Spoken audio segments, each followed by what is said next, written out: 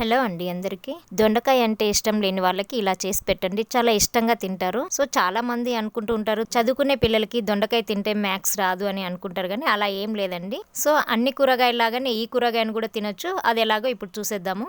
ముందుగా దొండకాయలను కడిగి ఇలా నీట్గా కట్ చేసుకోవాలి. అలాగే 2 ఆనియన్లను కట్ చేసుకోవాలి. ఇప్పుడు స్టవ్ మీద ఒక ప్యాన్ పెట్టుకొని తగినంత ఆయిల్ వేసి ఆవాలు, జీలకర్ర, ఎండుమిర్చి, ఉల్లిపాయలు, కరివేపాకు అన్ని వేసేసి దోరగా ఫ్రై చేసుకుందాము. ఇప్పుడు ఉల్లిపాయలు ఫ్రై అయిపోయాయి కదా, ఇందులో మనం ఇందాక కట్ చేసుకున్న దొండకాయ ముక్కలు వేసి పసుపు, కొంచెం ఉప్పు వేసి ఫ్రై చేసుకుందాము.